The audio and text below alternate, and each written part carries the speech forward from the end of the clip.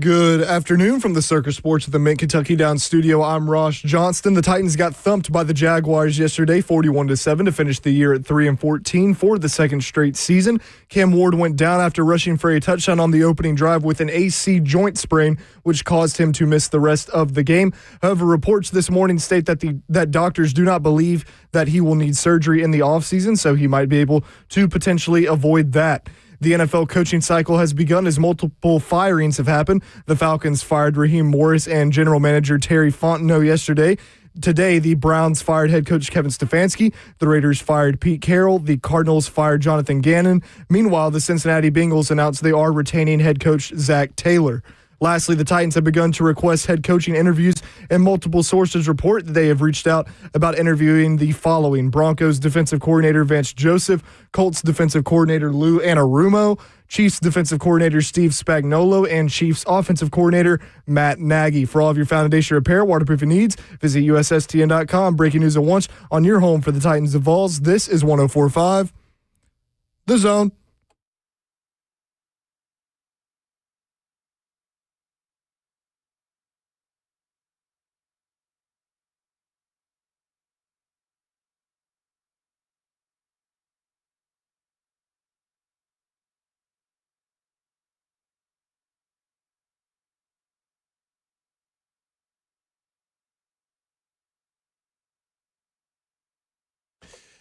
Cover 2 with Blaine Bishop and Zach Lyons here on 104.5 The Zone, powered by all Four Seasons Garage Doors. 615-737-1045 is the number. Can we call today a Victory Monday? Because it seems like a victory that we've made it through this Tennessee Titans 2025 season. So I feel like it's a little bit of Victory Monday. We got head coaching candidates, interviews being scheduled. We have way more to come. We got head coaches being fired across the NFL. We got all kinds of just kind of news. Cam Ward, maybe his injury isn't as bad as what people made it out to be yesterday. And, of course, it's just kind of mercifully over, like this whole season. So maybe a little bit of a Victory Monday. 615-737-1045 is the number. Yeah, Victory Monday, because we don't have to watch the Tennessee Titans play football the rest of the way. We're out. We've been put out of our misery, Blaine. Oh, my. Got a lot to get to today. I guess first, let's start off with, the biggest storyline to come out of the game yesterday was Cam Ward gets injured on a design quarterback run that has sent many people to a frenzy. Last night was basically Armageddon on the postgame show. If you were to ask fans, like they were just going in worst case scenario. I mean, as fans are wont to do, they will go worst case scenario. And even though we had no real concrete information, we still don't have real concrete information other than it's looking likely he won't need surgery, but I am assuming he's going for a second opinion somewhere. And it may be one of those injuries where like, hey, you don't have to have surgery, but maybe it's good to go ahead and get it done right now instead of maybe later. We don't know, but it doesn't look like it's like worst case scenario. Like the way the people acted last night is like he's getting that shoulder amputated. Like, I mean, he's lost his arm. But I think one of the biggest things is football happens, right? I mean, like, I don't think it's anybody's fault that he got injured I don't think it's the play call's fault or anything like that, because he could have got injured on a sack. He could have got injured running on an RPO. Like, I don't know if it's really anybody's technically fault. What about you? I mean, how do you view that? I mean, we're playing football, so right. I mean, for me to even have a discussion about somebody's fault, I mean, that's just kind of absurd for me, especially it happened so early in the game. But remember, I brought up on the pregame show, what would you do if you're down by a lot in the fourth quarter? Right. Remember, I said the fourth quarter, would you take out Jeffrey Simmons and Cam Ward? Because of the potential of injury and the game is out of hand. Now, that wasn't the case in this circumstance. It was well in hand, and they drove right down the first drive, actually, and scored, right? Yeah, so it was, somebody it was a good-looking drive, too. Yeah, but so, I'm interested to see what was the grade level of Will Levis's shoulder injury, because, by the way, that's the exact same injury. Oh, remember how everybody talked about Will Levis, how he waited and then had the surgery because I said, that's exactly what you're supposed to do because I had that exact same injury. Yeah. And Levis is one that's had that same injury before. Multiple times. Right. So a little bit different in that case. And I'm sure the level of sprain, I have no idea which level they're at. But that is an injury that you don't know until you start kind of revving up and start throwing the football and seeing how it would be, especially when it's your throwing shoulder. Yeah. So it'll be interesting to, something to monitor along the way. But right now, I mean, he looked pretty good. Even though he had his hands in his pocket, that's still like having a sling on, by the way. How your arm sits. Because he wasn't really talking with his hands. Normally he's a podium hitter. Like he hits the podium. He wasn't doing that either. Yeah, see, which was nice aesthetically for the years. So, you just never know, but you're hoping for the best. Right now, it all looks like it's going to be okay with just rest. So, we have to see down the road. But it's nothing that is going to ruin his career or anything like that, I would say. At least you hope not. Because there's about, 30 examples of different players doing different things with the same injury. Right. Some people play through it. There was an example someone gave of Aaron Rodgers played through a grade 3 AC. I know. You keep going outside. We can go right here where Will Levis played with it. I know, but you already did that one. Well, I know, but I'm going with something a little bit. He played with it and then did it all through training camp. And, I mean, he looked like I saw him. You saw him. He looked like he could throw the ball pretty good. It makes you wonder why he got the surgery, but, well, maybe because he felt like it started hurting. It started hurting. It might have. I mean, it could have gotten weaker every day that he was out there in training camp. We have no idea. Or he didn't feel like he had the velocity that he normally has on deep balls and things of that nature, things that we can't see with our naked eye. So I don't blame a player with any of that, with trying to see how it can all play out. I've done the same thing. I wasn't out a quarterback, but eventually, a year later, I had to get to surgery. Naturally, I was doing a little bit more banging than they were, so that's a little bit different. But they are also using their arm every time they throw the football. Right. And that is very interesting, where your body starts compensating. You then start affecting your rotator cuff and all those things that have to do with throwing the football. And, man, I thought Will Levis was a trooper. Playing through that and coming back, I thought that was pretty much, it was pretty amazing. The other guys, depending on position, like receiver, I think Keenan Allen has both of his done where they're both dislocated, and he has no issue and never has had surgery on either. His just shoulders look weird because they have two knots real big on the left, both of his shoulders where it punched up. So I had mine shaved off because it punched up and then it started gravitating to the other base part of my shoulder, and then they had to shave it off and cut it off.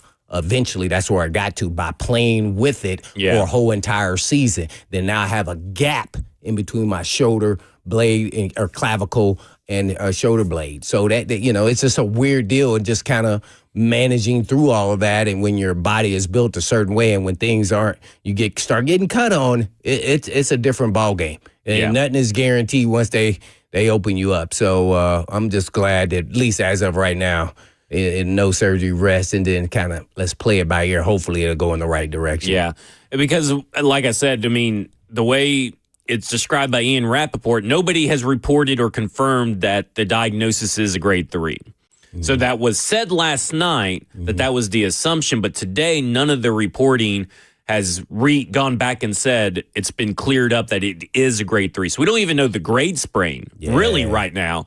And he himself, Cam Ward himself said, while Ian Rappaport said doesn't look like surgery is coming, says he doesn't know if he's doing the surgery quite yet. Well, so that's the way to keep it open. Yeah, let's keep it open, because he could feel good today and then a month feel great, and then he starts throwing feel great, and then all of a sudden, like, nah, this is not going to work. So that's kind of how that injury goes, especially for the throwing shoulder of the quarterback. Man, I was hoping, by the way, when the guy fell on him, I was hoping it was his ribs. Yeah, when I got up, immediately he winced. You could see it. And, he's kind of protective mode of his body. And I was like, oh, please don't be the shoulder. And then you saw him walk to the sidelines. At least on the broadcast copy, you could see him. It was like tight. It was like he wasn't moving it. Yeah, he wasn't moving. I was like, oh, no. And I will say this. Dang it. I was watching the game yesterday, as I do all the time at the studio.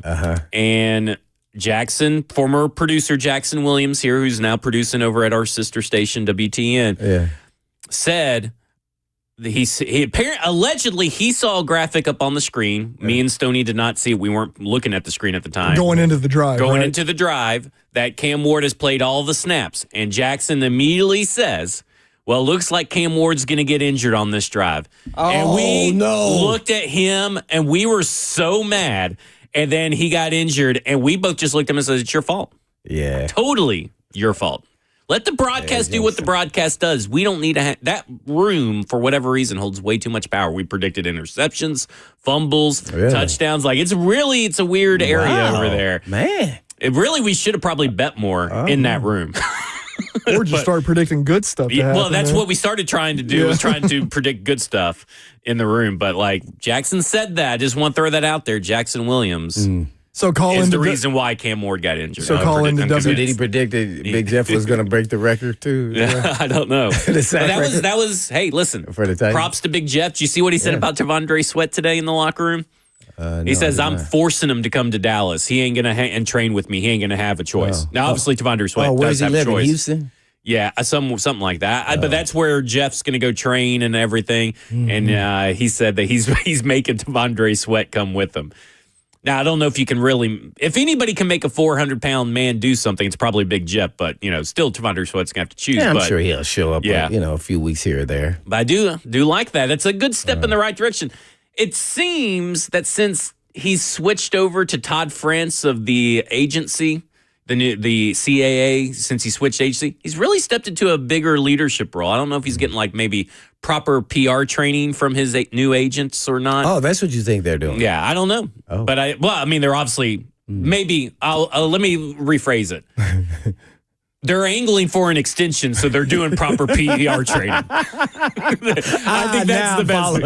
That's the best way to probably put it. Okay, yeah. Obviously, angling for an extension. Todd France, right? Yeah, Todd France. Yeah, he's been around for a while. He knows. I definitely know of him really well. Know him as well. Hey, I don't care. I don't care what he says. Whatever. As long as you play like that. Yeah. Come on. He broke the Jarrell Casey sack record. Yeah, he did.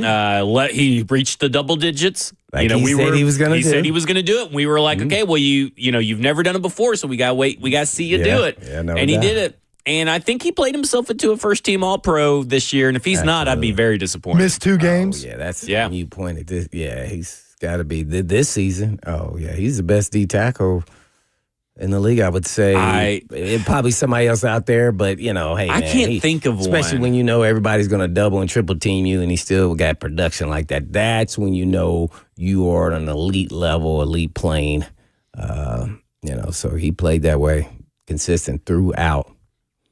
Now, there's been reports that he's, I guess, I don't know what the level involvement is, but that maybe he will be somewhat, at least, involved. And when I say involved in the coaching search or whatever, I mean he's going to meet the coaches at some point, allegedly. Yeah. I don't really have an issue with that. I mean, obviously, if you're especially if you're sticking around. But what I did like to hear is that he's going to stick around for the offseason. He's going to be more involved in the offseason programs with the new coach, because I think that's also very important for this team and everything. Whatever he thinks he needs to do. Yeah. All the coach talk is, at the end of the day, you got to learn how to work with people. And when you get there, whether whoever they hire, you influence in it or not, you're going to have to deal with it anyway. So it doesn't really, it behooves you to make sure that you have a relationship with the coach, and so that he understands you. Right. Instead of just him understanding. And there were some comments today by Cam and Jeff and stuff. Was like, they talk about we want a coach that understands us, that holds us accountable, this and that. And I'm like, are you saying that that's not necessarily wasn't the case there right now? I don't know. I mean, that was just, you never know what gets let slip in a press conference where you're just kind of like, does that mean that you weren't getting that right now?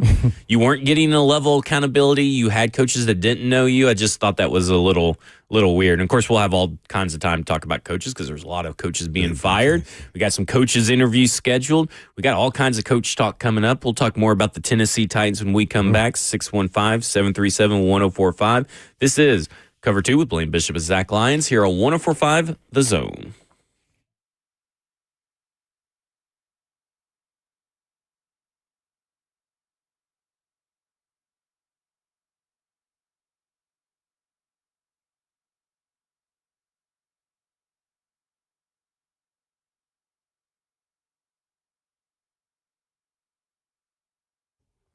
Want to know about a place where European auto repair doesn't feel like a European auto repair? Well, hey, as Blaine Bishop would tell you that the moment you walk into Eurofix, you'll notice Eurofix is not your typical greasy garage. Waiting rooms are thoroughly clean, comfortable, and inviting. Service areas are also spotless, man, just like my house. And why? Because Eurofix cares about everything, from how you are treated to how your vehicle is treated. And every repair comes with a rock-solid 3-year, 36,000-mile nationwide warranty on all repairs Eurofix performs, and at below dealer pricing. And you don't have to put up with dealer prices or get ghosted when you're waiting on a call back. Man, that's so infuriating, right? And Eurofix fixes everything European, plus a rental car available with every appointment. Locations in Nashville, Franklin, Belmead, Murfreesboro, and Mount Juliet as well. You also have more to come. And all you have to do is just give them a call at 844-EUROFIX. That's right, 844-EUROFIX, or you can visit them online at myEurofix.com. That's myEurofix.com. Hey, it's Zach Lyons. If you wear glasses, you already know the struggle. I'm constantly looking for them, waking up blind without them, knocking them off the nightstand, and don't even get me started on vacation. Swimming, forget it. Going fishing, have to keep them around my neck. Fogging up, smudges, scratches, my whole day revolves around these things so that I can see. And the truth is, I've been dealing with blurry vision for years. Glasses help, but they're also a hassle. And lately, I've been seriously thinking that there has to be a better way. That's when I started hearing from colleagues here at Cumulus who had vision correction done by Dr. Horn at Vision for Life. And every single one of them said the same thing. They wished they'd done it sooner. So I did my homework, I read the reviews, and decided it was time. I'm going to have my vision corrected by Dr. Horn later on in February, and I'll walk you guys through the experience step by step before, during, and after. If you're tired of dealing with glasses, contacts, or blurry vision, don't keep putting it off. Call Vision for Life at 615-436-2020 or visit visionforlife.com to schedule your consultation. I'll keep you posted, and trust me, I'm excited to finally see clearly.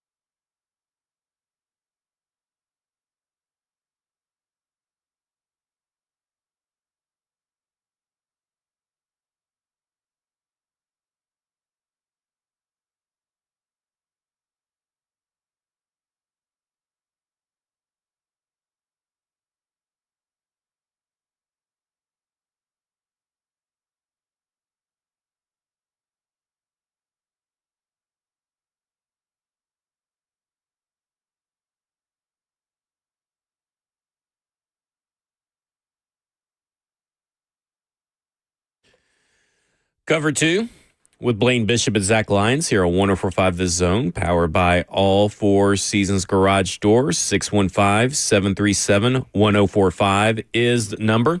Kevin Stefanski, fired. Raheem Morris, fired. And we also had Pete Carroll was fired. And as well as, I know I'm forgetting one, Jonathan Gannon of the Arizona Cardinals was also fired. So I don't know if there was a real surprise in the bunch. I mean, I guess maybe you could say Pete Carroll, but because of how well respected he is in the NFL circles. But again, it was a pretty abysmal year for the Las Vegas Raiders, and I guess they may want someone else picking the quarterback first overall. I don't know, but I know that Tom Brady is apparently, and I don't know whether this is a selling point for coaches or not, but Tom Brady's going to be way more involved with the Raiders coaching search and all that kind of stuff. But right now, I'm not really too surprised with any of these. Maybe the most I am really actually surprised on is Raheem Morris isn't going to get a shot with a different general manager. Because I did think you end on a 4-game win streak. You didn't have Michael Penix Jr. for most of the month due to injury, or most of the year due to injury, and you didn't have Drake London, your number one wide receiver, at the same time missing an entire month, and they still rattled off 4 straight wins. So I don't know. I mean, that's just kind of how I viewed it. I was surprised on that one too. I thought they had done enough, especially, they got Pierce from Junior from UT who got 10.5 sacks. I think that was a record for. That is crazy. I told you that guy reminded me of Javon Curse as far as his athleticism and his ability in the National Football and kind of a limited playing time. Like he didn't. He wasn't even playing hardly even in training camp when we scrimmaged him. Yeah, it was like people were like, "Oh, he looks horrible." I'm like, okay, but eventually the better athletes always win. You just got to be able to learn how to turn on that light switch in the NFL. Yeah. Because it's a little different ball game. So Cam Ward had to battle against a whole bunch of really good defenses, and he had to figure them out. And all of them had different approaches. And now he has experience playing them now. Let's see the second go-around when you go against him, right? See, so in some of the teams, he got to play twice, so you'd be interested to see how they, attacked him differently than the first time.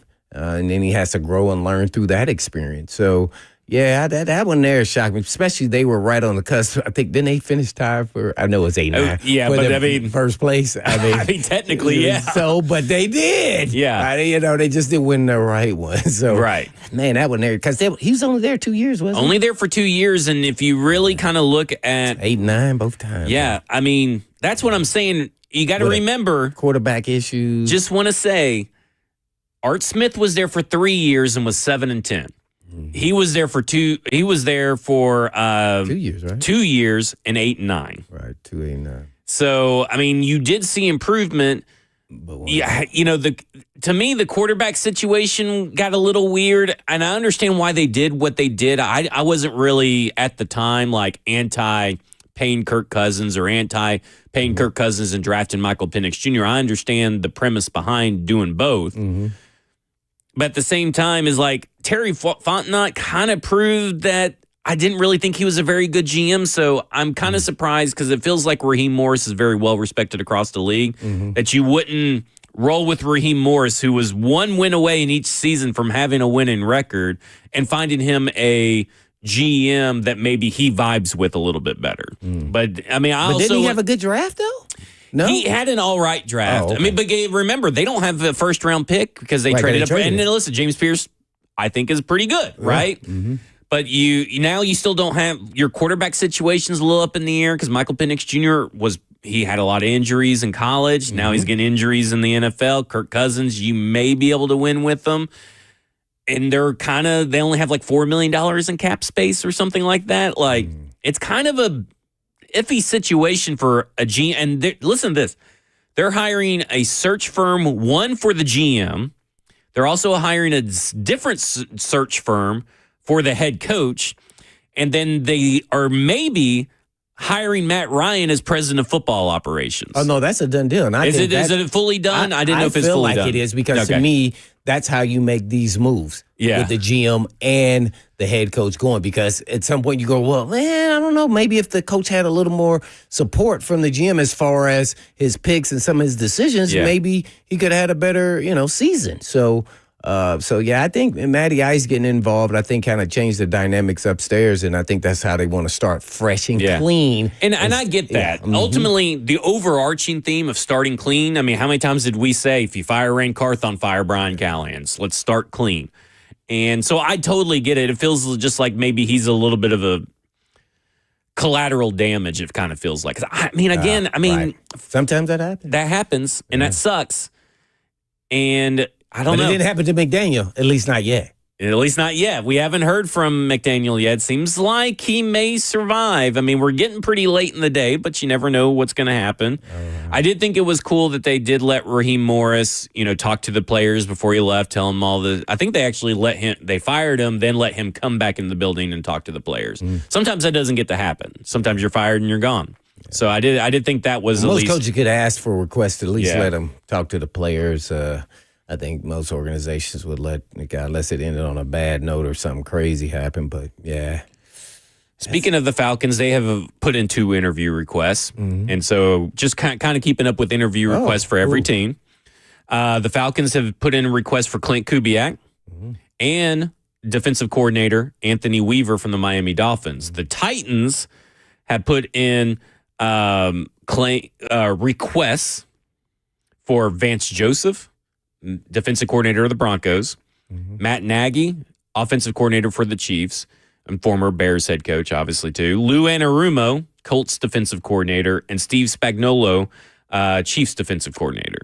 So that's the first 4 of what we assume to be kind of been reported that there's 15 on the list. 15? That's what's been reported, for at least for the first round of virtuals. But that's the first 4 right there. That the Tennessee Titans have requested. Oh, man. There's a couple people in there I would like to see them, at least have them on the list. Yeah. Kubiak, obviously, and did you say Shula? I did not say Shula. I know they have to wait at a certain point, but also now that he's available, you got to look at the bigger picture here. Raheem Morris as the DC, but you're interviewing for the head coach job, and then you're developing a relationship with him, and then in case you want to hire him as the DC matched up with your new coach. So to me, he should be on the list. Diana Rossini did report. Just happened with the Falcons, so let's give him a break on that. Sorry, but you got to kind of think in that vein because they did that, and that was successful with them when they hired Vrabel and LaFleur. Yeah. So. Well, Diana, obviously Chris Shula and Raheem Morris already have a relationship because Raheem Morris was defensive coordinator at the Rams. So, when I saw Raheem Morris get fired last night, my first tweet was Chris Shula head coach, Raheem Morris defensive coordinator, and I just kind of threw Matt Nagy as offensive coordinator because you could support 2 former head coaches. You can support your young first-time head coach with those 2 guys. But my first instinct was Raheem Morris, defensive coordinator for the Tennessee Titans, and you can kind of tell that it gets me a little hyped up thinking about Chris Shula and defense and that. Is that if that was your wish list, what would it be? Is it that or not? I'm still Jeff Hafley. I still like Jeff Hafley, but listen. There's very few candidates that would make me be like, I don't know about this. Like, what are we doing here? But I do think a Chris Shula, Raheem Morris combo, if that were to come to fruition, would be a slam dunk in my mind. At least defensively. I mean, I have really no clue what the offensive staff would look like, but I do think there is opportunity with the Rams and maybe even people that Raheem Morris has worked with where maybe you can find a few guys that would be able to do something with Cam Ward, right? So, and they would know something that we wouldn't know because they were on those staffs, so they know the different offenses that, give them trouble and who understand what they're doing. Yeah, I know I like Zach Robinson, who was the offensive coordinator for the Falcons. And that's a guy that also has ties to Chris Shula, too. So that he's an expensive. He's an experienced play caller. Now, he's obviously still employed currently by the Falcons. But, that's a guy that I kind of thought, okay, well, you're bringing in Raheem Morris. You could bring in Zach Robinson, who's called plays now for a few years. And then you got Chris Shula, and you still have the experience necessary for the support under a first-time head coach. Because that's ultimately what you're looking for. And Chris Shula has also worked with Bones Fossil. Just a lot of connections there, just in that situation. Of those coaches that you kind of mentioned on the offensive side, any of them develop a quarterback, a young quarterback? I mean, I'm just trying to go through because, a lot of people want Kevin Stefanski, who was fired. And I have some issues with Kevin Stefanski in the way that he's handled the quarterback situation since he's been there. With that first year with Baker Mayfield, everything was great. And then the second year, some of it may be injuries, but Baker Mayfield started to regress, and then he was all of a sudden out on Baker Mayfield. He couldn't reach or manage or whatever words you want to use the attitude, quote, attitude of Baker Mayfield. So he lost trust in Baker, which led to the organization going for Deshaun Watson, who, if you go back and read a couple of reports from, I don't know if it's from heading into this season or heading into last season, him and Deshaun Watson were butting heads because Deshaun Watson has a certain play style and is something that he is used to. He wants to be out in shotgun. Well, that's not what Kevin Stefanski wanted. He wanted him to play under center. And so there's a little bit of level of butting heads, a little bit of level of adaptability issues there. I mean, on both sides. On both sides, right? But see, that's why I said some coaches are system guys. Yeah. And say, I run my system. You got to make sure you get the player that fits the system. And to me, this is a discussion should be happening before we decide to fork over $250 million. Right. Hey, man, we're going to keep you in the pocket, but we're also going to get you outside the pocket and some shotgun to make sure. And then look at what we've seen from Dylan Gabriel and Shedeur Sanders in that situation. It just seems like there's always unnecessary tension between Kevin Stefanski and his quarterbacks in some form or fashion. And I know that he's a 2-time Coach of the Year award winner and all that kind of stuff. But the one playoff game that they won under his tenure, he was at home. He wasn't even coaching. He had COVID. He was at home. They had someone else on the sidelines coaching that game. Was that Swartzy? No, it was Mike Pfeiffer, I think was his name. He's a special teams coordinator at the time. So, I don't know. That to me is that's 3 different instances of him having conflict, some kind of conflict with the quarterback. He's been there, 5 or 6 years? He's been there since 2020. And that's a lot of conflict since 2020. Well, okay, watch this. How many quarterbacks have played for the Cleveland Browns from the time he was there at 2020 is what you said, right? So that's 5 years. I'm going to guess 10.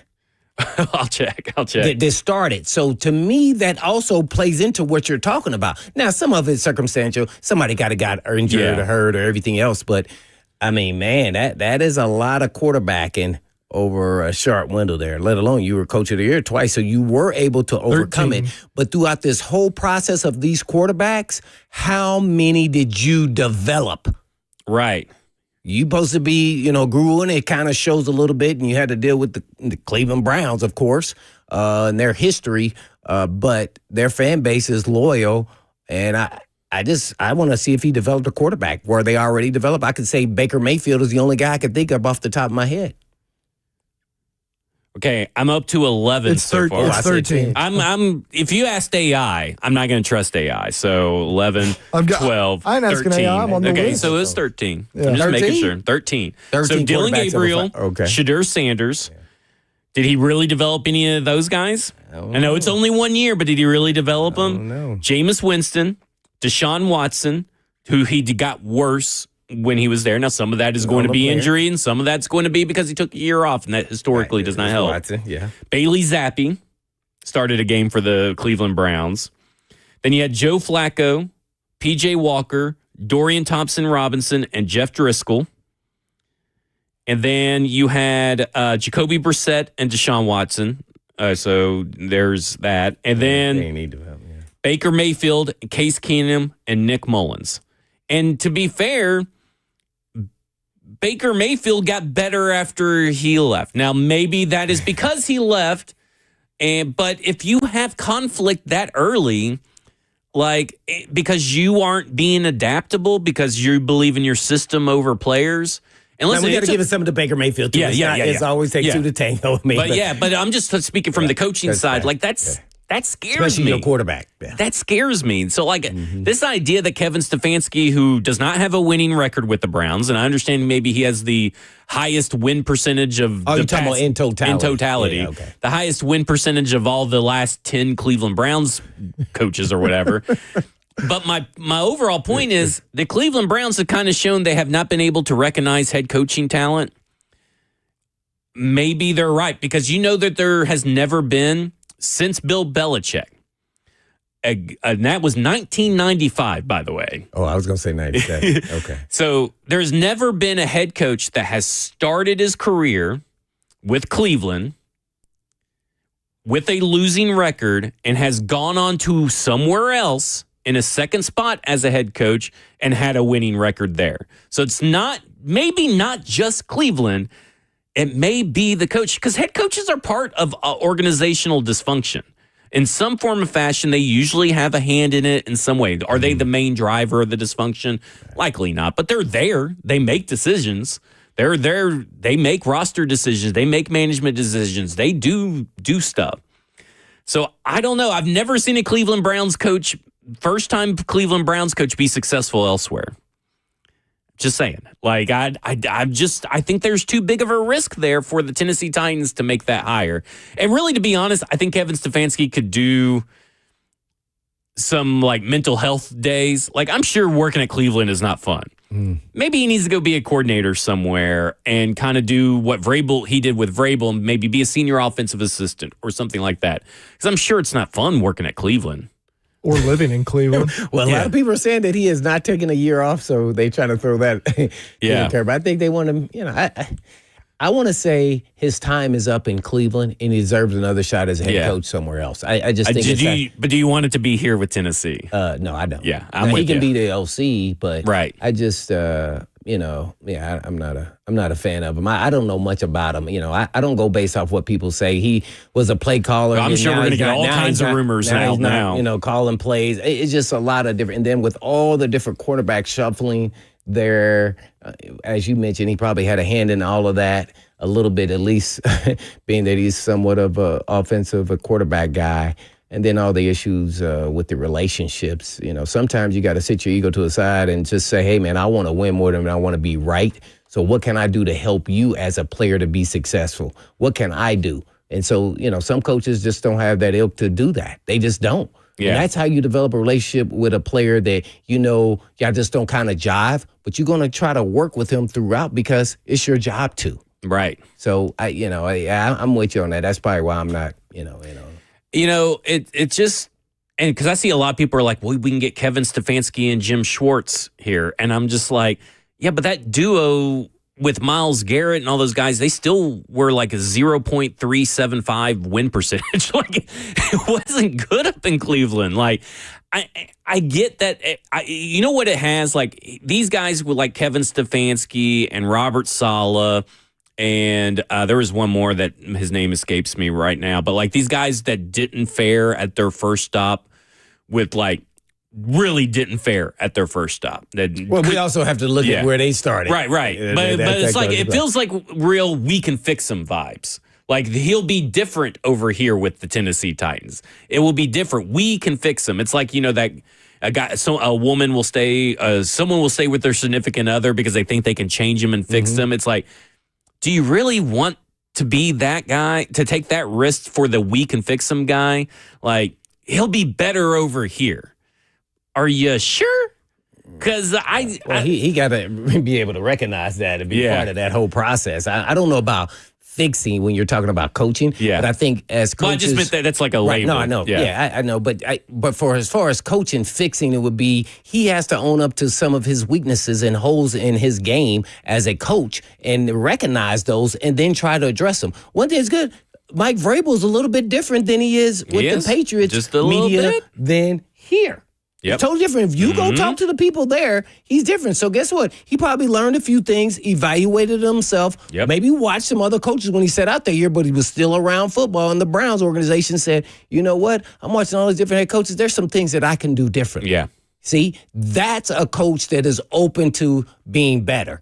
And that means he's open up about his offense, his defense, and special team style if he feels like it could be fixed and be better. Yeah. So that's the kind of things you're looking for if you go out and get a Stefanski. Is he willing to do the things to help him be better as a coach? Yeah. And will there be enough period for Kevin Stefanski to take that self-reflection? Because if he just jumps into another head coaching job, he may not have a moment of he had plenty of self-reflection. time. He was off while the Browns were still playing. I like it. I think what Reese was calling the plays or something. Well, right? He's given up play calling twice in back-to-back years. Every time I just want the fans for the Titans to think about this. Every time you think about that you want to get Stefanski as a head coach, think about that 2-point play he ran against the Titans. Right. Just think about that dumb. Both 2-point plays. Just think about that play, and that'll tell you, like, nah, I don't want to do that guy. Right. Yeah, you don't want that guy. That one, twice he did it. Yep. Like, whoa, you really believe that was your setup play now to throw it? Yeah. Are you kidding me? Yeah. Oh, my gosh. That was horrific for me, man. I was just like, oh, dang, they just gave it to. Oh, yeah, man. I mean, because we harp on Mike McCoy and calling all those wildcat plays and this and that. That's just as bad. Downs, y'all was up on the ticket. I mean, that was nowhere near. They had to blast him there in Cleveland for that. Yeah, they had to. But he's also given up play calling twice. So are you getting an offensive play caller or not? Like, I mean, like that's the thing. He gave it up to Tommy Reese. He gave it up to Ken Dorsey, who was fired from the Bills and replaced by Joe Brady. I don't know if this is the guy that you want running an offensive staff. That's just me. I do want to do this. You touched on something about the self-reflection and change and all that stuff you would do differently. There are two coaches with two different answers that are potential Titans head coach candidates, and I want to get your thoughts on that come up next. This is Cover 2 with Blaine Bishop and Zach Lyons here on 104.5 The Zone.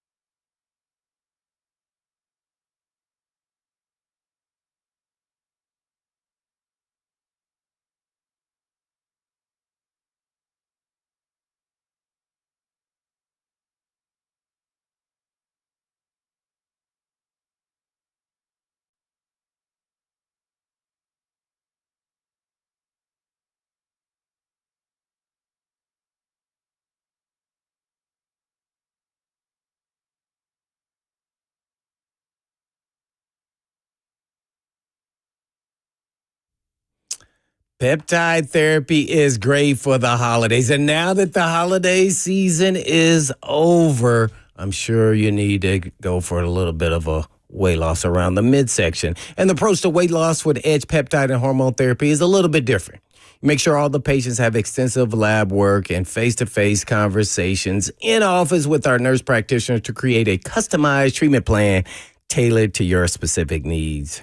They use only U.S.-based FDA-audited compounding pharmacies because knowing where your peptides come from always matters. And also get to enjoy access to their in-body scanner to track weight loss and make sure you're maintaining that muscle mass, as well as you get to lower your A1C, keeping your cravings in check, because Lord, do you know I'd have that, and prioritize protein and have someone guide your journey from start to finish. So call the team at Edge Peptide for all your wellness questions, of course, at 615-724-1878. That's 724-1878. Or you can check them out online at edgepeptide.com.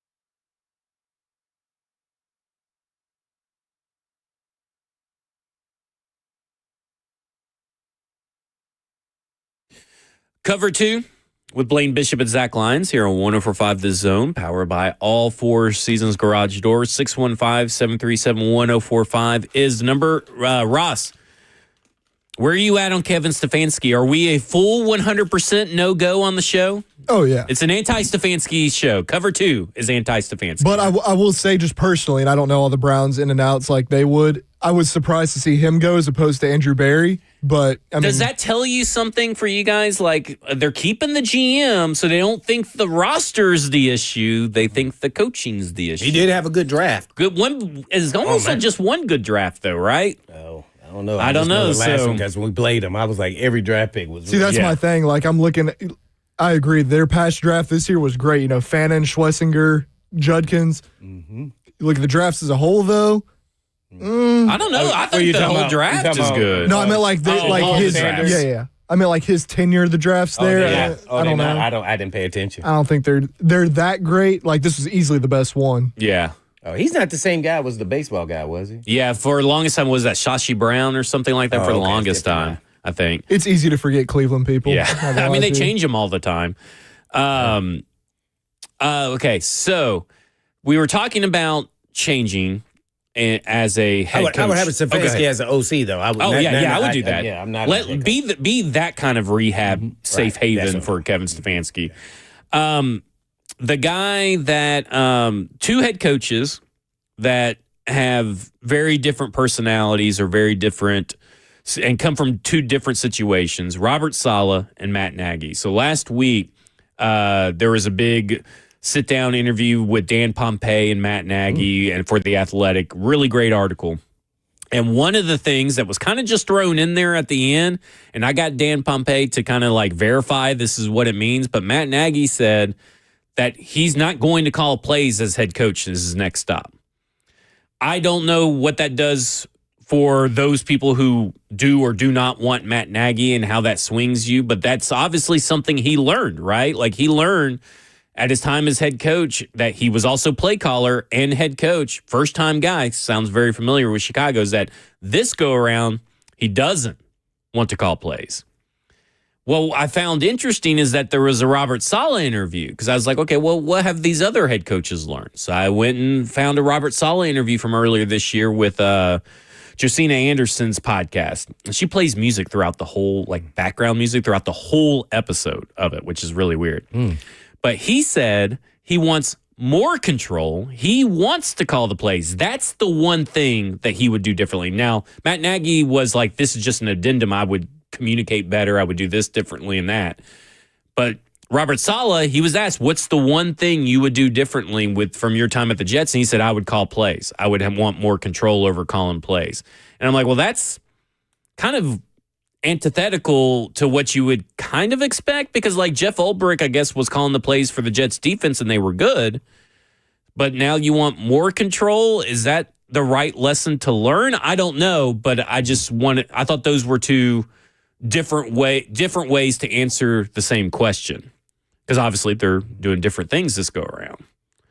Does that do anything for you there? No, I think you always think that this is a right way to have an answer to these questions. And I don't think that is. I think it's about your own personal experiences. Yeah. So through his time with the Jets, maybe he thought, I'm not watching the Jets defense. I thought they had a really good defense when he was there, to be honest. That maybe they could have made some better calls in critical moments while he was there. And he would have called certain things because he knows the ins and out of his defense. Yeah. Now, I would say this. I think defense calling plays and being a head coach is a little bit easier. Yeah, probably being an offensive coach, at least in my opinion. Now, it just depends on what lens you're looking through.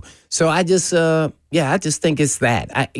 That's not to say that he will or won't do it when he gets to his next new stop. Those are things that are said that maybe there was reference to his mistake with the Jets, and that was the only opportunity he had. So hey, Saleh, I think it could be a good head coach. I don't know if it's going to be with the Titans yet. They haven't even mentioned his name, by the way, with the interview. There's only been, it's very sparingly. We've had a lot of reports, and we maybe seen, two linked to him over this, last month. Well, and, to be fair, he is with a team. Yeah. Yeah, to be fair with his quote, too, like Blaine was saying, and I agree with both of y'all with Saleh with this thing. I think the way he was saying it when we listened to it last week was like, I feel like I wasn't enough a part of the games during the games, and this is a way for me to feel like more a part of the game as opposed to just standing there. Okay, That's what he made it sound like. I didn't take it as like I need all this control or whatever, more just that.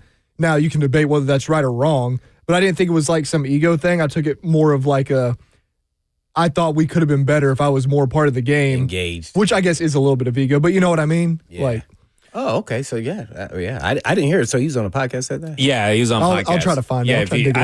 I was springing that on him. I didn't know if he could pick it up that we may be playing it. But Matt Nagy, what do you think about, does Matt Nagy not calling plays or not wanting to call plays at his next stop if he gets a head coaching job? Does that change your perspective on Matt Nagy at all or anything? It didn't really, one way or the other didn't change, because I'm very lukewarm on Matt Nagy. So it didn't really change me one way or the other. Just wanted to get your thoughts on that. Well, I don't know how good of a play caller he was when he was with the Bears. Was that his first time getting the play calls, also as the head coach? Yeah, it was very, he was obviously a little bit more successful than Brian Callahan at it. Right. But that was a guy that ended up with Justin Fields, right? And Mitch Trubisky, and got as much as he could from Mitch Trubisky, but then Trubisky regressed the following years and then never did anything with Justin Fields. And that's another guy that's kind of like that Kevin Stefanski, where you're like, has he really developed a quarterback? And now listen, we haven't seen Trubisky and Justin Fields go on to do great things or anything like Baker Mayfield has. Trubisky was really good yesterday. Yeah, well, yeah. I know, I'm just playing. So we haven't really seen anything that says that anybody could have done something differently with him. But he is also a guy that during the Justin Fields era gave up play calling because things weren't working with Justin Fields. So, just to lay all the cards out on the table, right. Now, there's two different things what I take from it. And I didn't pay attention to the Bears. I'd have to call somebody who's covering them or something. But I would say this. Was it because you were trying to be, let's say, more in tune with the overall team is why you did it? Or was it because you felt like you weren't getting the most out of Fields and maybe it was your relationship with him, just y'all didn't see eye to eye. Yeah. Not in a bad way, but just and let somebody else do it. It wasn't, in flow and rhythm and clicking. Yeah, that's exactly where I'm going. So did you do it for that reason? And then now the question I would ask him if I'm the Titans, because he is on the list, is why did you give up play calling? Yeah. Because maybe at some point you may have to call play calling because you may have to make a tough decision and the guy you bring in, maybe he's not doing a good job with the play calling. Because why do you not want to do it now? Right. See, so these are the questions you want to ask in these interview process. So how we want to take it for what happened, I have no idea. Yeah. But there are different scenarios of why it could have happened. Yeah. And he could have said, I've observed Andy Reid, and I thought there were some seasons where he shouldn't have been calling plays or should have given up play calling duty, but he didn't. And maybe I learned from that. Yeah. He may not say Andy Reid's name, but he may say, from my experiences. So, it just everyone has their own individual reasons. It's not all cookie cutter one way. Yeah. I refuse to believe that because just sports is kind of not just one way. There's always another way to skin a cat, and even at positions and groups and how to teach it and everything else. So the main focus is, can you connect with the actual players that you're going to be coaching? And as the head coach, can you lead men? Yeah. And what does that process look like? Now, he's got a great bird's eye view. Andy Reid's one of the best now. Well, we'll play some clips from Matt Nagy talking about that. We'll also play the clip from Robert Saleh too when we come back, and we'll give you any more updates that we have on any kind of head coaching search going on across the NFL. This is Cover 2 with Blaine Bishop and Zach Lyons here on 104.5 The Zone.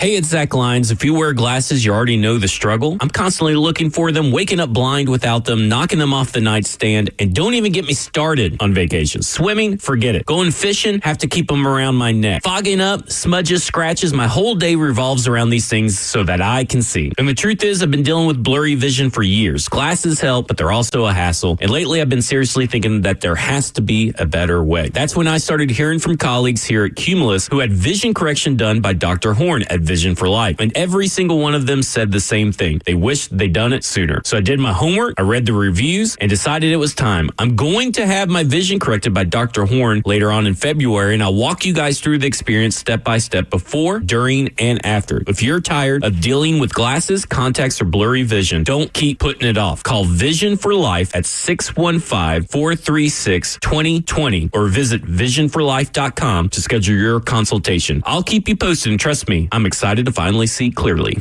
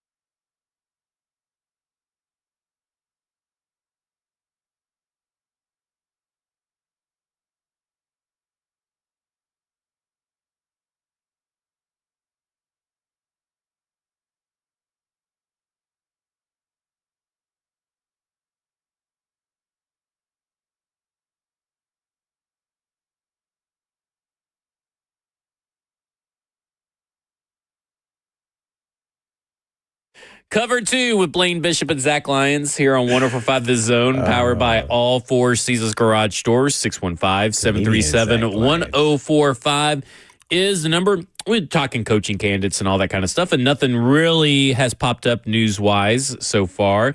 But just to give you guys a quick rundown, the Titans have put in 4 interview requests. And those 4 interview requests have been Vance Joseph, defensive coordinator of the Denver Broncos, Matt Nagy, offensive coordinator of the Kansas City Chiefs, Lou Anarumo, defensive coordinator of the Indianapolis Colts, and Steve Spagnuolo, defensive coordinator of the Kansas City Chiefs. And all those can be, I don't know if they will do them all on Wednesday, but the earliest that they can interview by Zoom for 3 hours is Wednesday, January 7th. Yeah, I appreciate your tweet there, man, informing me. I definitely didn't know. How long is those interviews? Can they last? 3 hours. 3? Oh, my.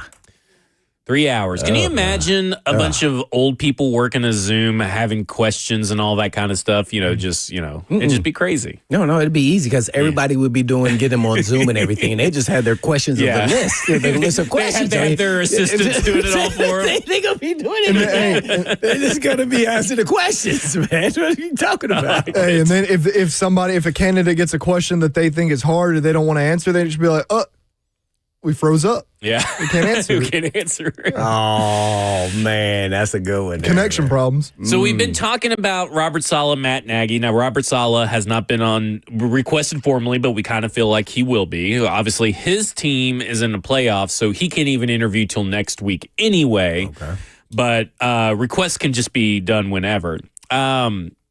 So I kind of want to talk about them two real quick because I think there's an interesting discussion. One's former defensive head coach, and one's a former offensive head coach. And they have varying opinions among our listeners and all that kind of stuff. So we've been talking about what things they would do differently at their next step and what they have said. Here is Robert Saleh's answer, and this was on the Exhibit, which is the Josina Anderson podcast, on what he would do differently at his next stop. Yeah, there's a lot of things I do differently. My top, one of the biggest things I do is I'm going to call. I'd like to call it. I feel like when you're immersed in the game as a play caller, I think it brings out the emotion in me that gets me excited and keeps me connected to all the players and keeps me connected to the game a little bit more. So, yeah, it'd definitely that'd be the number one thing I would change.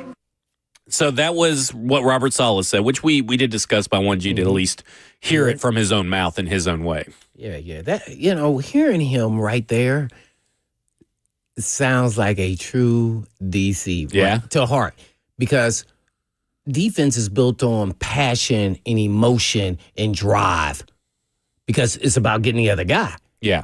And I think he was just trying to convey that's what gets him going, being in the head coach's shoes as well. He found that out during that process. So that's kind of how I took that. I think he could go without it, but he would prefer because that gets his juices going and gets that emotional part that he needs to feel connected. Yeah. See, that's what I said. So offensive guys are calm, mild-mannered guys. They'd be like, I don't need to be part of the emotional part of the game. As a matter of fact, I don't need that. Yeah. Because I have to call plays. Like, that's why I said it's a little bit different, and they're wired differently when you're an offense and defensive coordinator. Gotcha. A little bit different. Yeah, you got to have this little fight in you, especially coming from your DC to your actual players on defense, so they play with that fire as well.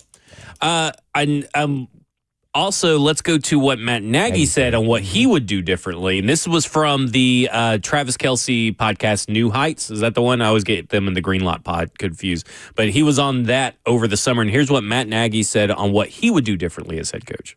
Well, there's a few things, and I know some decisions that have, in those 4 years, there's some decisions that I went through communication-wise. You could probably have done the same Technical thing. Difficulties there. Technical difficulties. I asked for some clips, and I don't think that was the right clip. They're kind of titled similarly, I guess. I gave you the numbers. Did you pull number one? I did pull number one. And that was number one? That was the first one. Wonder what happened to that clip. Are we missing a clip? Let's see. I'll find it. Don't all right. I thought he was going to eventually go into it. I mean, I think he gives this almost the same kind of answer, but it's hard to hear that one. There was one where, what's number 4? Let's play number 4 on what he's learned since coming back from Kansas City. A lot, and the difference is this, is that when I was first in Kansas City for my 5 years, I never looked at how Coach led the team in meetings, practices, etc. as a head coach. Always as a position coach. I go to Chicago for 4 years. I'm a head coach. I'm now back here in this role as a position coach. And every meeting, whether it's a staff meeting, a player meeting, a practice, something that goes on, I now look at it from the head coach's eyes. And again, I'm using that to help me be better. And I failed in a lot of areas, but at the same, I know for a fact it's going to make me stronger. I promise you that. I'm telling you that right now. It's going to make me stronger, and that's okay. But at the same point in time, I have no resentment towards anybody. I love where I'm at right now. I've had so much fun this year, being in that quarterback room, being with the coaching staff in Kansas City, being with the fans in Kansas City, everybody. And again, it's rejuvenating, and I just got to learn from it. So that was Matt Nagy at the Super Bowl as quarterbacks coach before he became offensive coordinator, talking about everything that he's learned from Andy Reid and how he didn't really. I think what happened was that he got promoted pretty quick to head coach. I mean, way quicker than what even Brian Callahan did. Right. His experience in the NFL wasn't nearly the length of that. So I think he was woefully underprepared and wasn't really taking notes and being prepared. That was insane when I heard him say that. Yeah, that's what he said. So now I would have been taking notes the whole entire time. Yeah, and I'm very surprised by that. Because they used to eat. I don't know if maybe the story that they told on the New Heights podcast was like him and Andy Reid would eat dinner together and talk football, talk family, and all that kind of stuff. So I'm kind of surprised. I don't know if that was before the job or after the job of the Chicago Bears. But I think that was afterwards. Maybe it is after. But now he is taking all the notes and learning. And see, that's my big thing is that while I'm very lukewarm on Matt Nagy, it sounds like he's a guy that has learned stuff. Because, Blaine, let me tell you what he commissioned. He commissioned from some firm. I cannot remember the woman's name that runs it, but she used to be in NFL media, but now she kind of takes coaches through NFL media training. He commissioned her, and she produced a 45-page report interviewing his peers and players from his time in Chicago about what he did wrong and gave it to him. And he read that and took that to heart. And I don't know many people that would read a 45-page report, much less a 45-page report that pretty much craps on you the whole time. But he's obviously trying to learn from his mistakes. Do we have the clip now? I'd love to somebody tell me everything they said in that 45 pages. Yeah, I mean, I'd love to know. Release the Nagy files, I guess. Exactly. It sounds like we got it. Sounds like the New Heights. Okay. It's about 2 minutes long. It should be it is 2 minutes long. So this is the Matt Nagy at the New Heights talking about things that he would do differently and the transition from offensive coordinator to head coach his first time. 100% the relationships with the entire team, so the defense and the special teams, and then making sure that those guys know I have the pulse of who they are and what's going on. And so, in 2018 when we got to Chicago, there just wasn't a lot of energy. They needed a little bit of positivity going around, and I think what we had to do was create that culture. And the only way you do that is by winning, but you got to build trust. And you got to build relationships with the players so they do trust you. And the only way to do that is to be around them. You can sit there and talk X's and O's all you want, but if you're not around them and they don't know who you are and you don't know who they are, it won't work. And I think for me, my best time to do that was to jump into meetings where I couldn't do that as a coordinator, So as a head coach, I can jump into the special teams meeting. I can jump into Coach Fangio's defensive meetings. And then when we're out stretching, I would walk around and talk to all the defensive guys. And then I would meet with some of the guys one-on-one and try to build a rapport with those leaders. And I think as the 3 years after that went on till 2021, where I look back and reflect and say, man, I wish I would have done this better. It's staying on top of those relationships that we built. And, get new players come in, old players leave. I probably didn't do a good enough job of creating that bond with those players and sustaining it so that when you hit a tough patch, you can get through that, get through the lows. And I think like that's where I needed to be better. And I reflect on that a lot. And, you guys both know me, like I'm an outgoing person, and I feel like it's important to have a good relationship with guys and let them trust you, but you gotta be able to sustain that. And so as a head coach, for me, that was my biggest thing that I really look back on now and like, damn, I wish I would have done a better job there. And you learn from it. You learn from those mistakes. So, I mean, he talked about the communication. That was a big thing in the article that interview I was just talking about with The Athletic was, he kind of didn't handle the communication between switching quarterbacks, and he didn't really handle the communication between Allen Robinson when he was in contract negotiations very well. Like he points to certain instances in the interview, but in this particular interview, he talks about, hey, I obviously let communication and relationships falter. I don't know if that changes your mind or anything about Matt Nagy or you, the listeners, or the audience, and you two in the room, but I do at least like a guy that has shown that, hey, I fully recognize in detail where I went wrong and what I would do differently. Does not mean he will be successful at the next stop, and does not mean he should be Titans head coach, but does at least show personal growth and professional growth. What are your thoughts, Blaine? Yeah, I might just say this. I was a little disappointed hearing that, to be honest. To me, if you've been in the coaching realm, you should already have known that. That's a good way to look at it. That baffles me. Like, man, being a former player and seeing how the coaches go around to different players, especially being a player or being a coach that learned from Andy Reid, even at his time in Philadelphia. Yeah, that's a good. This is a good point you're raising. I didn't like hearing that. Now, the point that he recognized it, and he had somebody, go do all this reporting and everything else. I think that's a good sign, but I don't know. But I'd love to have a conversation with him on just general stuff. Or maybe he's kind of a enclosed personality type, not an outgoing person, and maybe that's why he's like that. Maybe. So it could be reasons why. Yeah. But to me, him being around football that long, I just looked up his resume. He was even in the UFL and all these arena leagues, and I'm looking at I'm like, how do you not know some of this stuff? That's what made me start saying, like, how do you not know this? Now? That is a very good point to wait to. Why didn't you know that the first go around? That you're supposed to know that. Because he also even said that you're in the weeds with the players actually before you got the head job. So all right. Because you've been there. Yeah. Because, to be honest, he even says, I did it my first year, and then I didn't do it the rest of the time. Why not? And then, you've raised some really good points about that whole situation. It could have been a reason why, but I don't know. I get it. I don't know. It could be a reason he just didn't give us. But man, that was kind of. And to me, that's how you kind of lose trust in your team. And the team changes, 30%, every year. So you're kind of redoing it over. Right. So it's just like, and it could be also the players. Maybe he got, felt a little rejected from a couple players. It's just like, I ain't going to do that. You can kind of easily go down that road. It's easy. I just would love to hear why. Yeah. So I'm a why guy. Great points. All right, we're going to continue talking about the Tennessee Titans when we come back. This is Cover 2. Blaine Bishop and Zach Lyons here on 104.5 The Zone.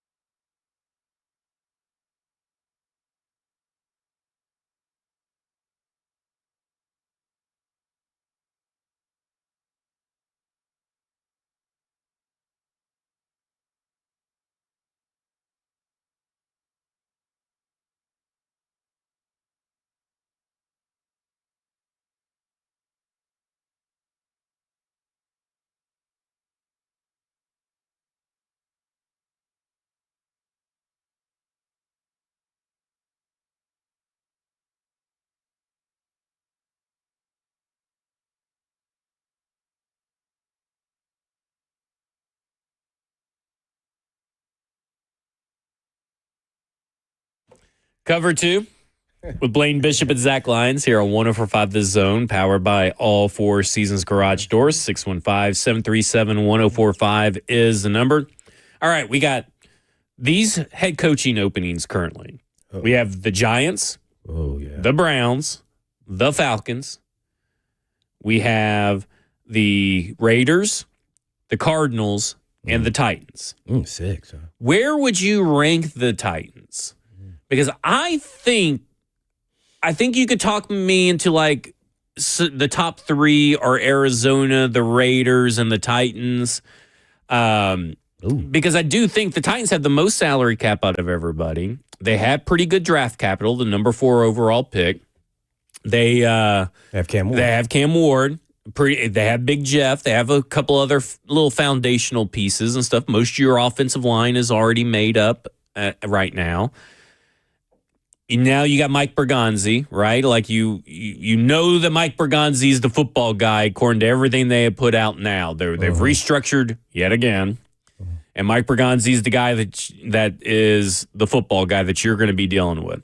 Because I look at the Raiders and I'm like, okay, well, John Spytek is one of Tom Brady's good friends, and I'm walking into a situation where I might not be that good friend.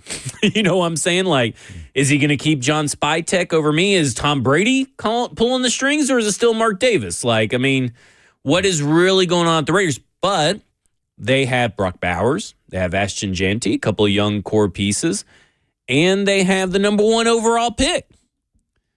So that may not be that bad of a situation. And then the Cardinals, I think, has a really good roster. I just think Jonathan Gannon couldn't do anything with it. But also, you have the number 3 overall pick with them, and you need a quarterback because you don't have to take Kyler Murray if you don't want to. They don't. The messaging is you're not really forced to take Kyler Murray. There are ways they can get out of that contract. So where would you kind of rank the Titans among all that? So what lens are you looking at from a coach? Yeah, I think a head coaching. A head coach. Yeah, if I was looking for a spot, because the Browns and the Giants keep their GM too. Okay, so naturally, I want to see where it depends on where you're at as a coach. If you're a young up and coming coach, I think you want to go status quo and, oh man, are we in for getting a quarterback? Now you know you're attached to the quarterback. If you're a veteran coach, do you already have a good team assembled? And then now I'm kind of one of the missing pieces. Yeah.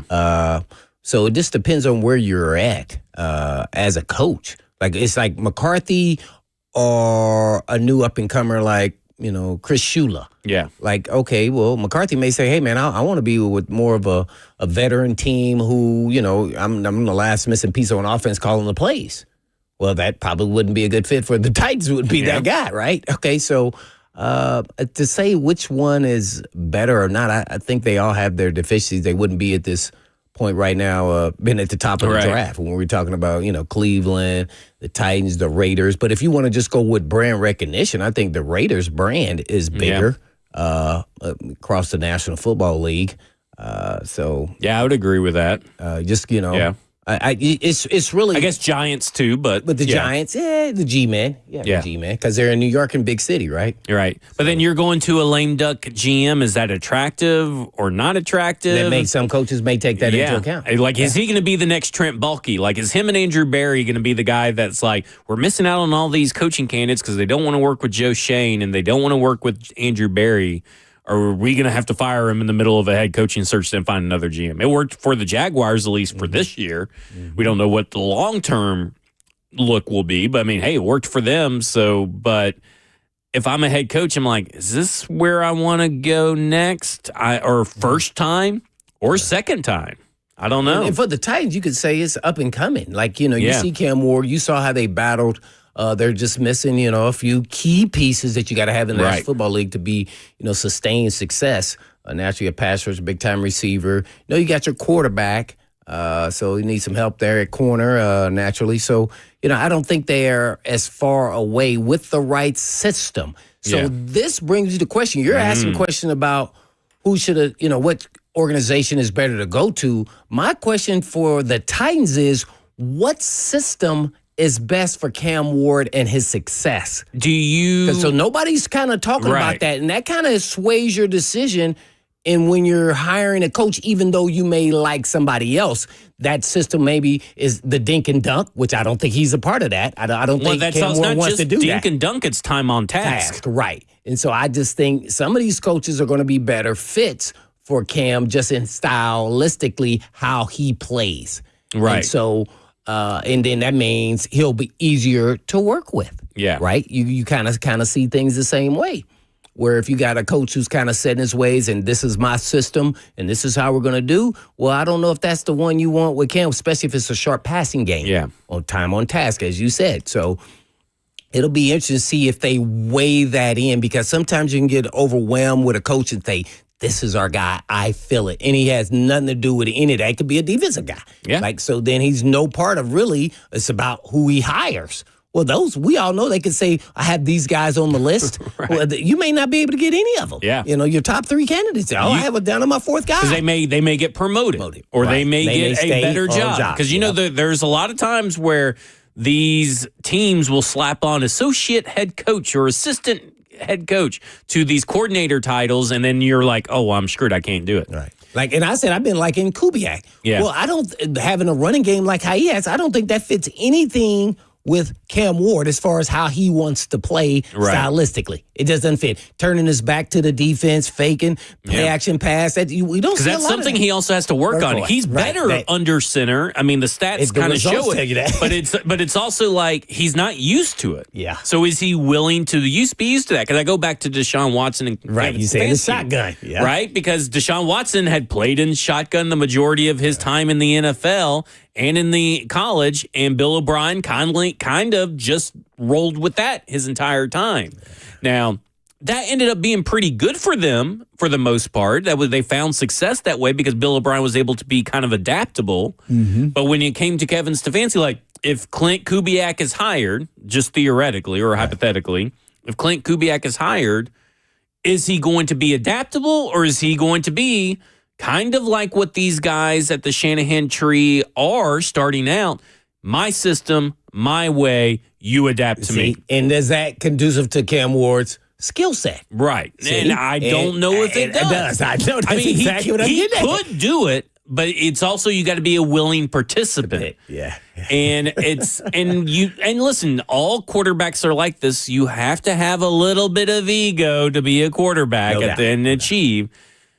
Is where are you willing to draw the line if you're Cam Ward and this coaching staff? Because, if I were making a recommendation to this coaching staff, it'd be first, before you start interviewing, you need to read The Why is Everything by Mike Silver. I reference that book all the time because you kind of see the pitfalls of some of these successful coaches and what they went through, and maybe you can avoid those same pitfalls. And I think that's super important because, like, for all the talk that we talk about, like, developing quarterbacks, Kyle Shanahan couldn't work with Trey Lance, right? Mm-hmm.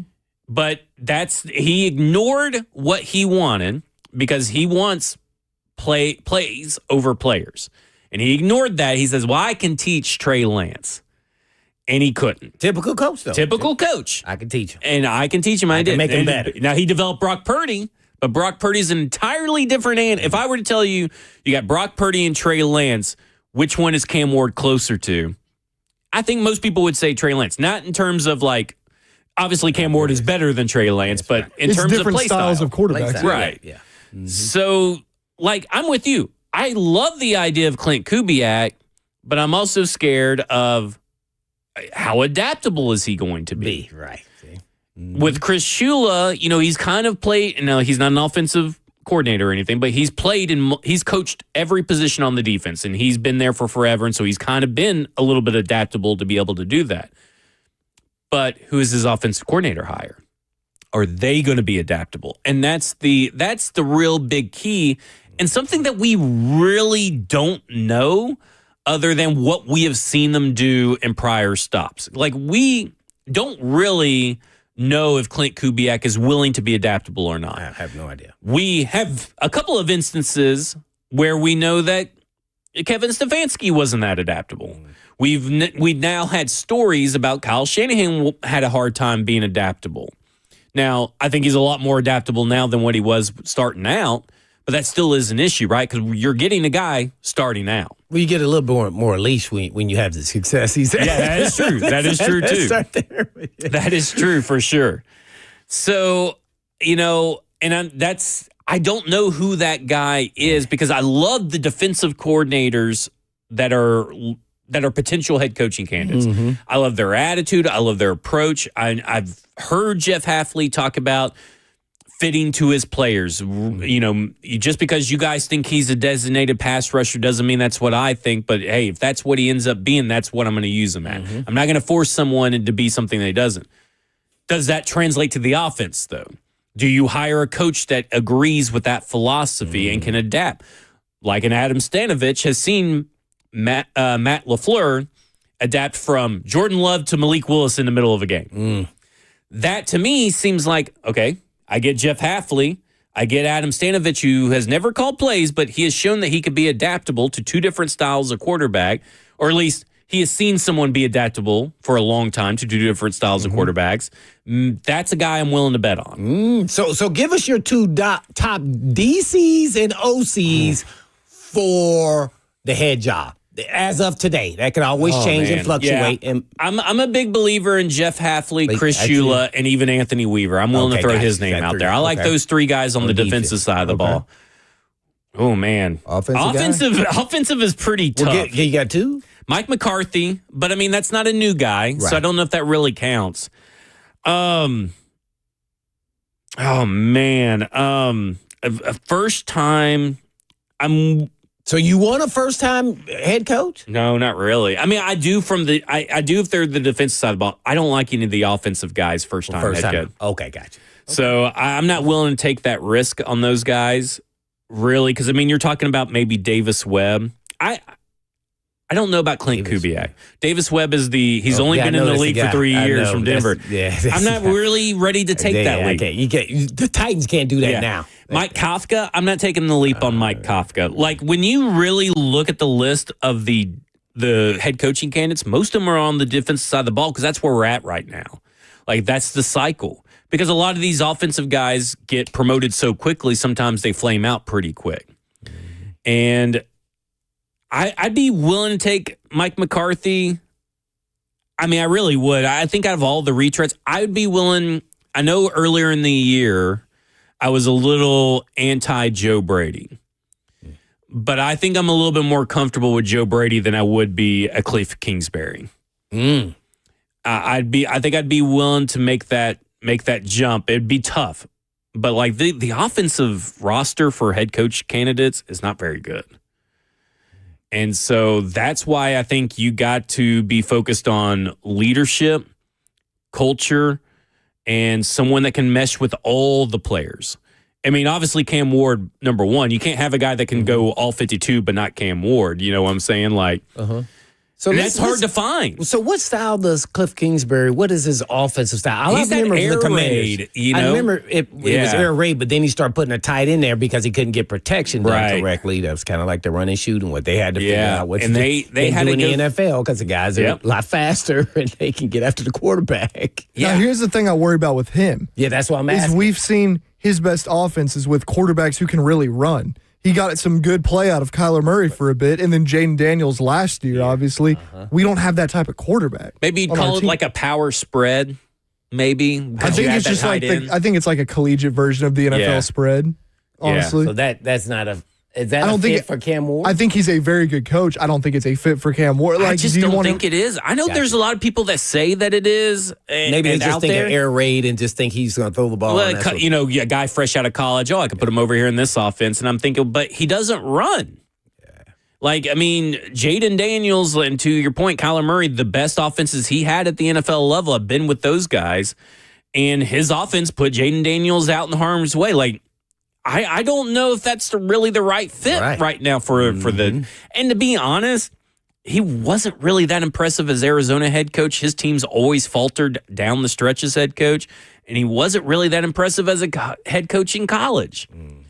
And I get the appeal of some of these candidates from the fan perspective because they're like, well, Cliff Kingsbury, they went 12-5 last year, and look at Cliff Kingsbury's offense and all that. But what about all the other offensive years that he's had where he's been in the 20s or in the bottom? And what about the times where he's putting his quarterback constantly in harm's way? I mean, like, it's not just like, can Cam Ward run your system? Can everybody else run the system too? And I'm just not sold on Cliff Kingsbury. I just can't get there. So we got to get our fans ready for a defensive guy being hired. I think you do. If I were betting, I think there's better defensive candidates out there than offense. Even first timers, even some second timers. And listen, second time head coaches that fail their first stop, 80-something% fail at their second stop. So I fully recognize what I'm about to say. Oh my. Well, which also, by the way, and we've said this multiple times on the show, but not in a while. Defensive coach, completely fine. Great. Just got to nail the OC hire. Right. Obviously. So I'll tell you this.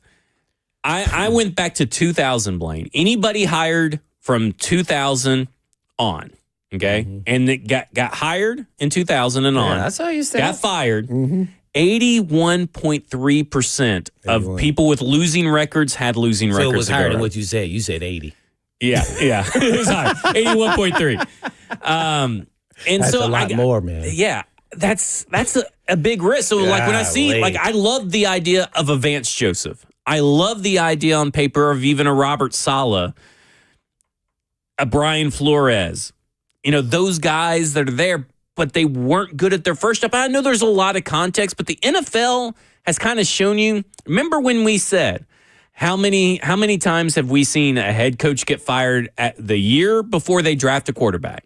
Their first year as a head coach, they have a losing record. They turn around, draft a quarterback, and then they're fired mid-season. Something about the NFL is just that way. I can't explain it. It's weird. Are you really going to bank on the Titans being in the 18.7%? I wouldn't. What? Why wouldn't you? I'm just saying. And even like Todd Bowles, who got better at the Buccaneers, right now he's on the hot seat. They want him out because they see the team getting worse and worse every year, and I hate that for him. It's got Spike Take left. It's because that team's got plenty of talent on it too. But I think you got to be careful. I'm not saying you, Zach. I mean, like, just people in general. There's no perfect guy out there, and I think there's definitely you not. Can't. I don't think you can talk yourself into any head coach, but I think you can certainly talk yourself out of any head coach. Yes. Looking at them, so it's like, what is the best fit for us? Because there's going to be a negative with whoever we get in some form or fashion. Just like with Cam, we know there was some negatives when we got him in the draft. Yeah. What is going to work the best with our team and be the smoothest transition? And that's something that we would never know, at least us three, the listeners and all that, without being in the room. Right. Because, I mean, how many people thought that Brian Callahan was going to be as bad as he was? I'm sure there were some, but as bad as he was, probably not a lot. It's hard to predict. So, like, for me, it's just like, I will be excited for like a Chris Shula or Anthony Weaver or this, but I'm also going to understand we have no clue what they're going to be like as a head coach. We have no clue what they're going to do with the roster, how they're going to handle the pressure, how they're going to handle, all these situations that pop up that we can't know. And so even if you go, I think if you wanted to say the safest person to hire, the safest person to hire is Mike McCarthy. Yeah. And it's probably the unsexiest hire you can make. Oh, yeah. But it is proven that he is a winner. It is proven beyond a shadow of a doubt. I know it's just unsexy about it. I think it's just body shaming. You just saying he's not sexy? Yeah, it's body shaming by everybody else. In my opinion. Is gut is not sexy? I don't know. He's got that granddad bod, I guess. All now I care about is that he wins. That their he wins. offenses look really good. Yeah, That's and a man it's right there. proven. So if everybody else on the list, no matter who you say, is a massive risk. Mike McCarthy's the only safe spot. Not advocating that they should hire Mike McCarthy. But I mean, so he's maybe the this only is one. what I said a while back, though. Yeah. Do you play it safe if you're the Titans? Or do you go out on a limb and get another first-time head coach? Yeah. Or someone in their second go-round? I don't know. It Like could be it their is? third go-around, too, I guess, for Mike McCarthy. Oh, Let's yeah. talk a little bit more about that when we come back. man. This is Cover 2 with Blaine Bishop and Zach Lyons would here you on do, 104.5 The Zone.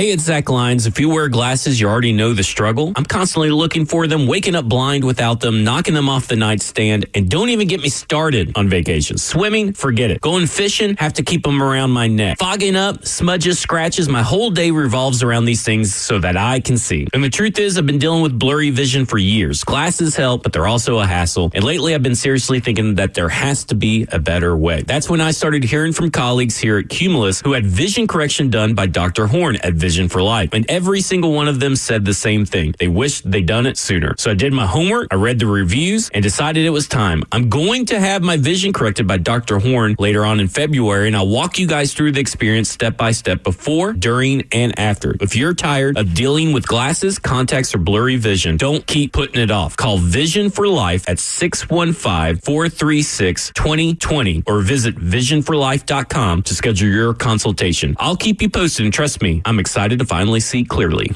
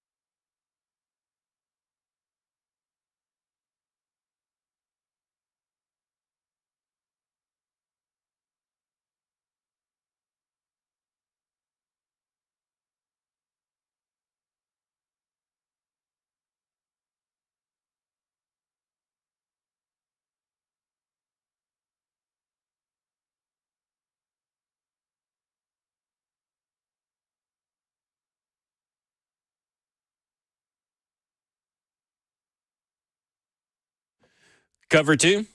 Blaine Bishop and Zach Lyons here on 104.5 The Zone, powered by All Four Seasons Garage Doors, 615-737-1045. You have an issue with someone in the chat, Ross? I certainly do. Golf my way. Take it away. Golf my way. Well, golf my way. And I hear to a degree where he's coming from, but he's bringing up Mike McCarthy, who, by the way, none of us are saying should be the guy. Right. Just, talking about him. He's saying Mike McCarthy chokes in the playoffs when it matters most. First off, brother, we've been 3-14 2 years in a row. If we can get to the playoffs, that is a step forward. If we get in the playoffs and lose with Mike McCarthy, that is a great season considering where we are at. And also, I saw him say, we have prime Aaron Rodgers in a loaded roster and only won one. I wouldn't say he always had a loaded roster. Those defenses were pretty I don't know if he's to blame for that or not. But, what did you want Mike McCarthy to do? Go field the onside kick in Seattle that Brandon Bostic muffed? Dang, that's on Mike McCarthy. Got to go out there and make that play, man. What do you want him to do? I know a lot of people from there that follow the Cowboys very closely.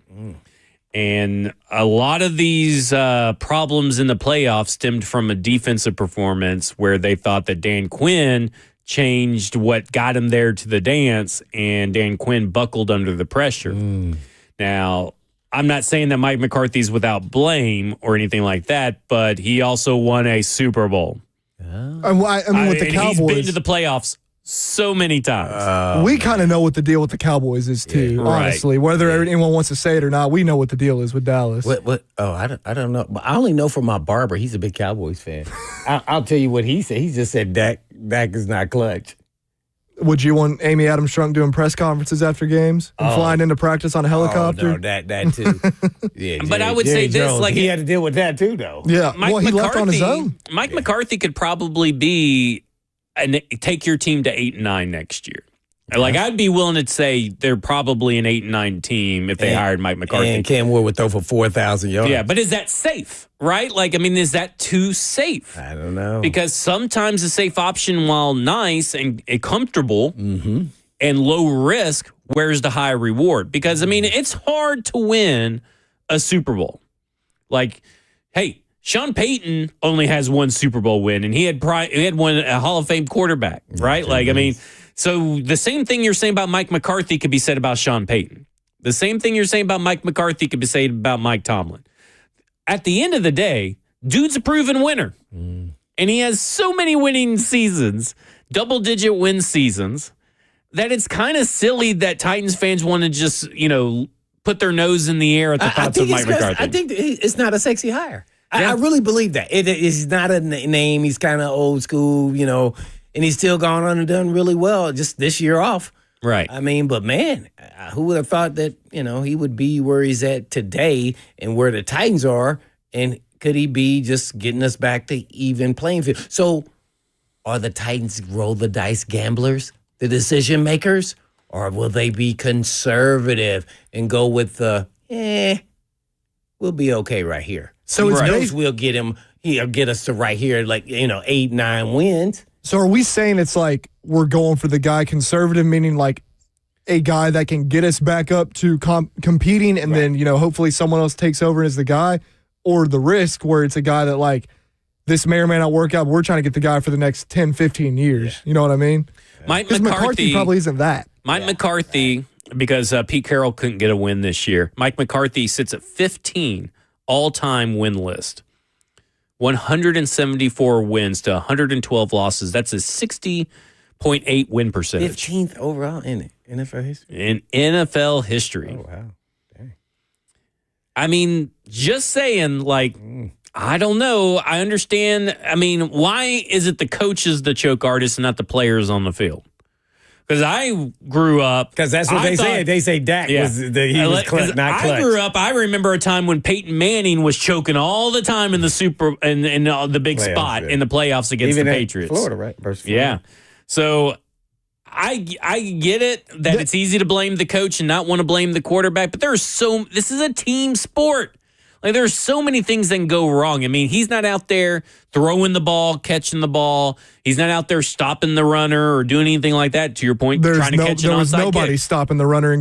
That's my thing is, I know as the head coach, you're subject to all the team naturally because you're the head coach, but he's an offensive guy, and the offense wasn't really the issue in the playoffs. And I don't think I get that he had Aaron Rodgers, but those rosters weren't as loaded as what people want to say. Like, what is it? Like, Jared Cook was out there. Jeff Janis. Richard Rodgers, is that one of the tight ends that was out there? Robert Tonyan is a tight end. I mean, like, they never drafted a first-round wide receiver. Yeah, he had Devontae Adams at one point. I mean, like... McCarthy didn't even have that Devontae Adams, though. Yeah, he did. By the way. He had Jordy Nelson. Yeah, he had Jordy Nelson. Jordy Nelson was legit. Yeah. Oh, yeah. But I mean, like, it wasn't like completely loaded rosters all the time there. And he still won. My point was just like choking the playoffs. Like, if we could even get to the playoffs, we'd be blessed right now. That's all. And listen, again, Mike McCarthy's not my number one hire, but he would definitely be in my top 4. I mean, he's definitely number 4. I knew you could say that. But I mean, because he's not my top. But like, it's the balance of, are you trying to stay with the NFL trends and where they're going, or are you trying to play it safe? And we're going to talk more about Mike McCarthy, because I think there is a conversation to be had about scheme. We're going to change it to the dating game. The dating game. You're going to go with the old lady that you know, hey, you know what she brings to the table, or you going with the new hot chick up on board now? Right. Well, she's got that experience now. There you go. There you go. Is that who you're dating? Yeah. No. He's a MILF hunter. He's gone to MILF Island. All right, that will do it for us. This has been Cover 2 with Blaine Bishop and Zach Lyons here on 104.5 The Zone. And in the meantime... And in between time. Peace.